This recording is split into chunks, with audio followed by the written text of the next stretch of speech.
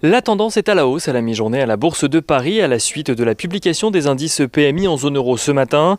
Des indices PMI qui mettent en avant une accélération de la croissance dans les secteurs privés au mois d'avril. Pour l'ensemble de la zone euro, tout d'abord, l'indice PMI composite ressort à 53,8 points, soit légèrement plus que son estimation flash et en progression par rapport au mois de mars. Un indice porté par l'activité manufacturière mais aussi par les services dont le PMI ressort en progression à 50,5 points. En France, l'indice PMI des services au mois d'avril ressort de son côté à 50,3 points, en progression par rapport au mois de mars. Au global, le PMI composite progresse de 1,6 points à 51,6 points, et ce malgré les mesures de restriction. Ailleurs, en zone euro, on note que l'Allemagne voit l'activité dans le secteur privé reculer légèrement de son côté après un mois de mars record. Le PMI composite passe de 57,3 points en mars à 55,8 points au mois d'avril, avec un léger recul dans les services comme dans l'activité manufacturière. L'Italie fait en revanche face à une contraction dans le secteur des services qui continue, avec un PMI dans les services qui passe de 48,6 points en mars à 47,3 points au mois d'avril. Le composite limite cependant son recul à 51,2 points.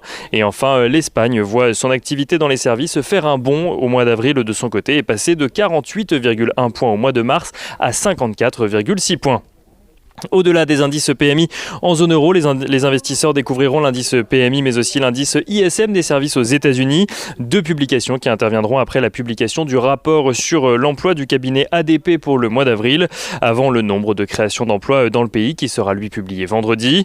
Aux États-Unis toujours, on note d'ailleurs que les investisseurs ont été légèrement déstabilisés hier par une déclaration de Janet Yellen. Celle-ci a en effet estimé qu'une légère hausse des taux pourrait être nécessaire afin d'éviter une surchauffe de l'économie américaine, avant de revenir sur cette déclaration après la clôture de Wall Street, précisant que cela n'était ni une suggestion ni une prévision. Janet Yellen qui a d'ailleurs rappelé qu'elle estimait que le plein emploi reviendrait aux États-Unis dès 2022. Rappelons enfin que les investisseurs suivent également de près les tensions entre la Chine, les États-Unis et Taïwan, alors qu'un nouvel avion de chasse chinois a survolé l'espace aérien taïwanais hier. Une incursion qui ravive les craintes de tensions géopolitiques dans le secteur, alors que Pékin multiplie les provocations du genre depuis plus d'un an maintenant. Et du côté des valeurs à présent à suivre à la Bourse de Paris, le chiffre d'affaires de Stellantis progresse de 14% à près de 37 milliards d'euros au premier trimestre, porté notamment par une demande venue d'Europe et du continent américain, et ce malgré la pénurie de semi-conducteurs, une pénurie dont l'impact devrait se faire sentir au second semestre selon le groupe. En attendant, Stellantis confirme son objectif de marge opérationnelle comprise entre 5,5 et 7,5% pour 2021.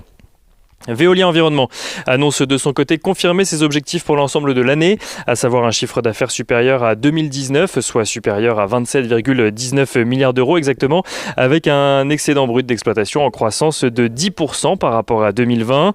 Le groupe estime également que le projet de rachat de Suez pourrait être bouclé avant la fin de l'année.